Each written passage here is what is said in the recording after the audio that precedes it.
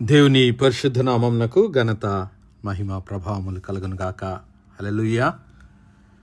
ఈ అనుదిన బైబిల్ ధ్యానములకు మీ అందరినీ మన రక్షకుడు ప్రభు అయిన యేసు క్రీస్తుల వారి పరిశుద్ధ నామంలో ప్రేమతో ఆహ్వానిస్తున్నాను. ప్రియులారా, యేసు క్రీస్తు ప్రభుల వారు మరి పునరుత్థానుడుగా లేచిన తర్వాత 40 దినముల వరకు శిష్యులకు అగుపడి మరి తాను మెస్సియానని అనేక రుజువులు ప్రమాణాలు వారికి చూపి దేవుని రాజ్యాన్ని గురించినటువంటి అనేకమైనటువంటి విషయాలను లేఖనములను శిష్యులకు బోధించాడు.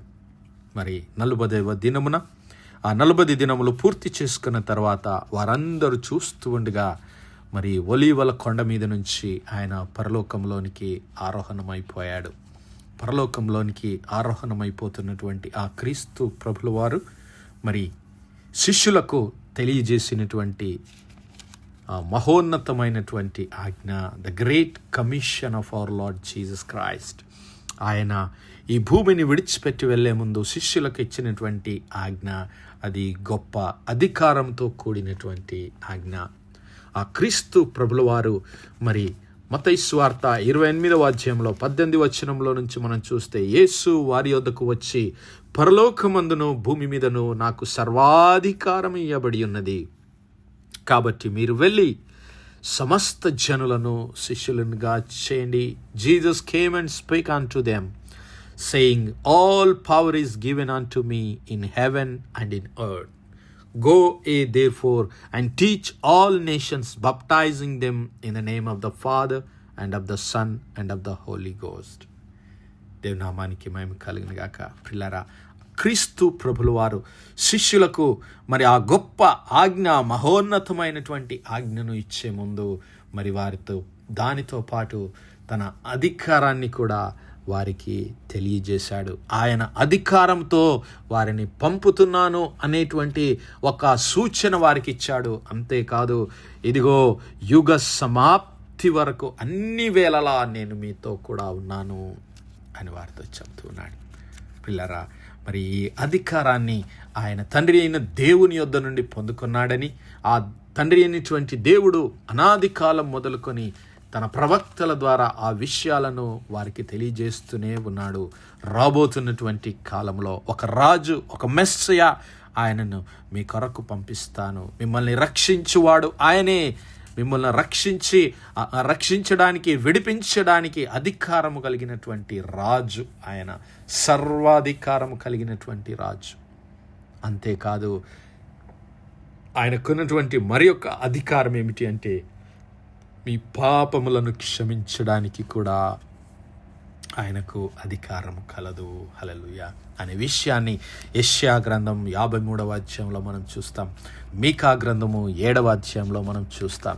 మరి యేసుక్రీస్తు ప్రభుల వారు ఈ భూలోకంలో జీవించిన కాలంలో ఒకానొక దినాన మార్కు సువార్త 2వ అధ్యాయము, అలాగే లూకా సువార్త 5వ అధ్యాయంలో, మత్తయి సువార్త 9వ అధ్యాయంలో ఈ విషయాన్ని మనం చూడగలుగుతాం. పక్షవాయువు గల వాణిని క్రీస్తు ప్రభుల వారు బాగు చేస్తూ ఆయన ఒక మాట అన్నాడు.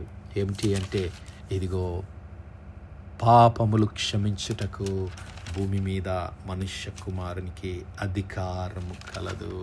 హల్లెలూయా. The Son of Man has power on earth for forgive sins. The Son of Man has the power on earth to forgive the sins.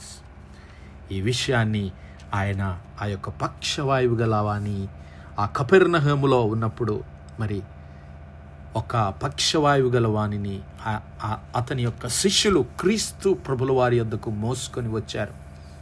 చూద్దాం, మార్కు సువార్త 2వ అధ్యాయం మొదటి నుంచి గమనిస్తే, కొన్ని దినములైన తర్వాత యేసు క్రీస్తు ప్రభుల వారు మరలా కపెర్నహూముకు వచ్చారు. ఆయన ఇంట ఉన్నాడని తెలిసి అనేకులు కూడిరాగా అక్కడ చాలినంత స్థలము లేకపోయెను. ఆయన వారికి వాక్యము బోధించుచుండగా ఒక పక్షవాయువు గల మనుషుని 4 మోసుకొని ఆయన యొద్దకు తీసుకొని వచ్చిరి. యేసుక్రీస్తు ప్రభుల వారు మరి ఆ కపెర్నహూము పట్టణానికి వచ్చినప్పుడు మరి ఆ వార్త ఆ పట్టణమంతా ప్రాకింది. మరి ఎప్పుడైతే క్రీస్తు ప్రభుల వారు వచ్చారని తెలుసుకున్నారో జనమంతా ఆ ఇంటిలోనికి వచ్చారు. ఇంటి చుట్టూ, ఇంటి లోపల అందరూ జనాలతో నిండిపోయారు. అయితే ఆయన దేవుని వాక్యాన్ని వారికి బోధిస్తూ ఉన్నాడు. అప్పుడు ఒక పక్షవాయువు గల మనుష్యుని నలుగురు మోసుకొని ఆయన యొద్దకు తీసుకొని వచ్చిరి. చాలామంది కూడి ఉన్నందున వారాయన యొద్దకు చేరలేక ఆయన ఉన్న చోట పైకప్పులో సందు చేసి పక్షవాయువు గలవాన్ని ఆ సందులో గుండా పరుపుతోనే క్రిందికి దింపిరి. యేసు ప్రభుల వారు వారి విశ్వాసాన్ని చూచి, కుమారుడా, నీ పాపములు క్షమింపబడి ఉన్నవని పక్షవాయువు గల వానితో చెప్పెను. అయితే శాస్త్రులలో కొందరు అక్కడ కూర్చొని, ఇతడు ఇలాగ ఎట్లు చెప్పుచున్నాడు, ఇది దేవదూషణ కాదా? దేవుడు ఒక్కడే తప్ప పాపములు క్షమించగలవాడెవడని తమ హృదయంలో ఆలోచించుకొని చుండిరి. వారు ఇలాగూ ఆలోచించుకొనుట యేసు తన ఆత్మలో తెలుసుకొని వారితో, మీ హృదయములలో మీరెందుకు ఇలాగూ ఆలోచించుకొనిచున్నారు? ఈ పక్షవాయువు గల వానితో నీ పాపములు క్షమించబడి ఉన్నవని చెప్పుట సులభమా? నీవు లేచి నీ పరుపెత్తుకొని నడుమని చెప్పుట సులభమా అని ప్రశ్నిస్తూ ఉన్నాడు. క్రీస్తు ప్రభుల వారు మరి ఆయన ఆ ఇంటిలో ఉన్నప్పుడు ఆయన యొద్దకు మరి సమీపించడానికి ఎలాంటి మార్గము ఆ వ్యక్తులు కనబడలేదు. అయితే వారు నిరుత్సాహపడలేదు. కానీ వారు ఇంటి పైకప్పును తొలగించి ఆ పైకప్పులో నుంచి యేసు ప్రభుల వారి ఎదురుగా ఆ పక్షవాయువు గల వాని మంచముతో సహా దించినప్పుడు మరి క్రీస్తు ప్రభుల వారు వారి విశ్వాసాన్ని చూచి మరి ఆయన ఆ పక్షవాయువు గల వానితో పలికినటువంటి మాటలు, కుమారుడా, నీ పాపములు క్షమించబడి ఉన్నవి. హల్లెలూయా. మరి ధర్మశాస్త్రం ప్రకారము దేవుడు ఒక్కడే పాపములను క్షమించడానికి అధికారం కలిగినటువంటి వాడు. మరి ఆ అధికారాన్ని దేవుడు తన ప్రియ కుమారుడైనటువంటి క్రీస్తు ప్రభుల వారి ద్వారా ఈ లోకంలో ప్రత్యక్షపరిచాడు. ఆ విషయాన్ని ఆయన వారికి తెలియజేస్తూ ఉన్నాడు. ఇదిగో, మనుష్య కుమారునికి భూమి మీద పాపములు క్షమించడానికి అధికారాన్ని దేవుడు అనుగ్రహించాడని తెలియజేస్తూ ఉన్నాడు. వారి హృదయంలో సందేహము, ఏంటి ఈయన ఇలాగూ మాట్లాడి దేవదూషణ చేస్తున్నాడని. కానీ ఆయన తన అధికారాన్ని వారికి ప్రత్యక్షపరిచి వారిని దేవుని వైపు నడిపించడానికి, మరి ఆయన దేవుని యొద్ద నుండి వచ్చిన మెస్సయాని వారికి రుజువు చేయడానికే క్రీస్తు ప్రభుల వారు అలాగా మాట్లాడడం జరిగింది ప్రియులరా. అయితే వారు దానిని గమనించలేకపోయారు. పాత నిబంధన గ్రంథకాలంలో దేవుడు మరి చెప్పినటువంటి మాటలు వారు జ్ఞాపకం చేసుకోలేదు. యెషయా గ్రంథంలో మనం చూస్తాం. యెషయా గ్రంథం 53వ అధ్యాయంలో మరి నిశ్చయముగా అతడు మన రోగములను భరించెను, మన వ్యసనములను వహించెను, మన అతిక్రమ క్రియలను బట్టి అతడు గాయపరచబడెను, మన దోషములను బట్టి నలగగొట్టబడెను. మన అతిక్రమ క్రియలను బట్టి అతడు గాయపరచబడెను, మన దోషములను బట్టి అతడు నలగగొట్టబడెను. మన సమాధానార్థమైన శిక్ష అతని మీద పడెను. అతడు పొందిన దెబ్బల చేత మనకు స్వస్థత కలుగుచున్నది. ఆయన పొందిన దెబ్బల చేతనే మనకు స్వస్థత. ఆయన కార్చిన పరిశుద్ధ రక్తం చేత మనకు స్వస్థత.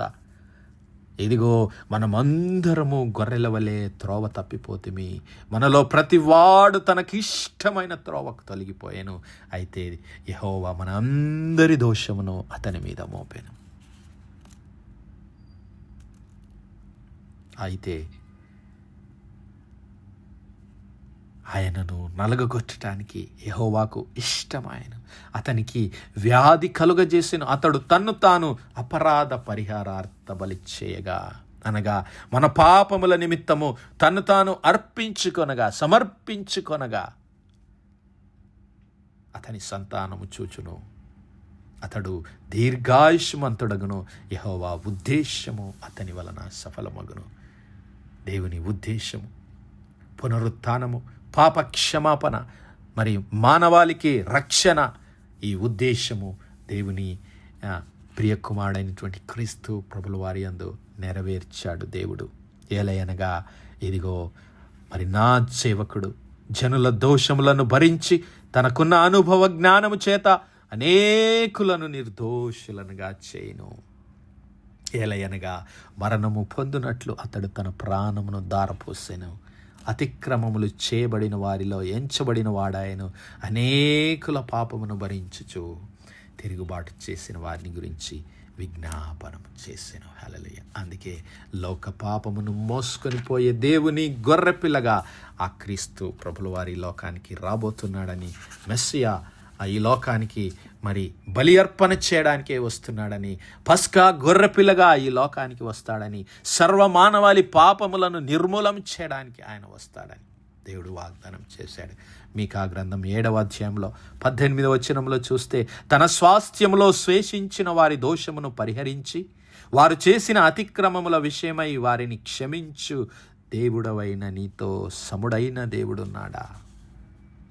ఆయన కనికరము చూపుటయందు సంతోషించువాడు గనుక నిరంతరము కోపముంచడు. ఆయన మరలా మన యందు జాలిపడును, మన దోషములను అణచివేయును. వారి పాపములన్నిటిని సముద్రపు అగాధములో నీవు పడవేతువు. హల్లెలూయా. అనగా మన పాపములన్నిటికీ క్షమాపణ దయచేయడానికే ప్రవక్త అయినటువంటి మీకా అంటున్నాడు 7:7 అయినను యెహోవా కొరకు నేను ఎదురు చూచెదను, రక్షణకర్తయగు నా దేవుని కొరకు నేను కనిపెట్టి ఉందును. హల్లెలూయా. నా సహోదరుడా, నా సహోదరి, ఆ రక్షణకర్త అయినటువంటి యేసు క్రీస్తు ప్రభుల వారు మన పాపముల నుంచి మనలను విడిపించి, మన పాపములను క్షమించి, మన పాపములకు రావలసినటువంటి శిక్షను ఆయన భరించి మరి మనలను పవిత్రులుగా, పరిశుద్ధులుగా, దేవుని రాజ్యములో వారసులుగా చేయడానికి, స్వస్థతను అనుగ్రహించడానికి, పవిత్రత, పరిశుద్ధతను మనకు ధరింపచేయడానికే క్రీస్తు ప్రభుల వారు అధికారాన్ని కలిగి ఉన్నాడు. మనకే కాదు, మరి తన నామమందు విశ్వాసం ఉంచినటువంటి ఎవరికైనా సరే ఆ రక్షణ అందించాలని మరి సర్వలోకమునకు వెళ్ళి సర్వ సృష్టికి సువార్తను ప్రకటించండి, నమ్మిన వారు రక్షించబడతారనేటువంటి ఆ మహోన్నతమైనటువంటి ఆజ్ఞను మనం గైకొని క్రీస్తు ప్రభుల వారి సువార్త ప్రకటించడానికి సాధనాలుగా మరి తీర్మానం చేసుకొని ఆయన కొరకు జీవిద్దాం. అట్టి కృప, అట్టి ధన్యత దేవుడు మనందరి జీవితాల్లో దయచేయునుగాక. ఆమేన్, ఆమేన్, ఆమేన్. ప్రార్థించుకుందాం. హల్లెలూయా, హల్లెలూయా, హల్లెలూయా, హల్లెలూయా. స్తోత్రము, స్తోత్రము, స్తోత్రము, స్తోత్రము, స్తోత్రముల తండ్రి, అత్యంత కృపాభరితుడువు, అత్యున్నత సింహాసనంపై ఆసీనుడవైన మా ప్రియ పరలోకపు తండ్రి, చిమ్మగలిగిన మా దేవ, సైన్యములకు అధిపతి వగు మా యెహోవా తండ్రి, కృపా కనికరములు గల మా ప్రభువా, సూర్యోదయం మొదలుకు ఇంత మట్టుకు మా తండ్రి మీ చల్లని రెక్కల నీడను భద్రపరిచి, అయ్యా మరొకసారి మీ ప్రియ కుమారుడు మా ప్రభువైన యేసు క్రీస్తుల వారి పరిశుద్ధ నామములో దేవా మీ కృపా సన్నిధానంలో ప్రార్థించడానికి సజీవ లెక్కలో మమ్మల్ని లెక్కించిన మీ ప్రేమకు వందనాలు, కృతజ్ఞతాస్తుతులు, స్తోత్రాలు, స్తోత్రాలు, స్తోత్రాలయ్యా. దినమెల్లా మీ యొక్క పరిశుద్ధాత్మ సహాయము, ఆదరణ, సహవాసం మాకు అనుగ్రహించి నడిపిస్తున్న తండ్రి, మీకే లెక్కలేని వందనాలు, కృతజ్ఞతాస్తుతులు, స్తోత్రాలు చెల్లిస్తున్నాం. అవునయ్యా, మీ ప్రియ కుమారుడైన క్రీస్తు ప్రభుల వారు మా పాపములను, దోషములను భరించి, ఇదిగో మా అతిక్రమముల నిమిత్తము గాయపరచబడి, మా దోషముల నిమిత్తం నలుగుగొట్టబడి, మా సమాధానార్థమైన శిక్షను భరించి, మా దోషముల పాపముల నుంచి మమ్మల్ని విడిపించి మాకిచ్చినటువంటి ఆ రక్షణ కొరకు ప్రభువా, మాకిచ్చినటువంటి ఆ పరిశుద్ధత కొరకు, మాకిచ్చినటువంటి ఆ యొక్క పరిశుద్ధాత్మ కొరకు మీకే స్తుతులు, స్తోత్రాలు చెల్లిస్తున్నాం. అవునయ్యా, మరి అట్టి రక్షణ సువార్తను ఈ లోకమందంతటా ప్రకటించడానికి కావలసినటువంటి మీ యొక్క పరిశుద్ధాత్మ అభిషేకం, శక్తిని, జ్ఞానమును మన ప్రతి ఒక్కరికి దయచేయమని సమస్త మహిమ, ఘనత, ప్రభావాలు మీ నామానికే చెల్లిస్తూ మా ప్రభును, మీ ప్రియ కుమారుడు, మా రక్షకుడునైనా యేసు క్రీస్తుల వారి పరిశుద్ధ నామమును ప్రార్థించి వేడుకుంటున్నాం మా పరలోకపు తండ్రి. Amen, amen, amen. God bless you all. Praise the lord. Shalom.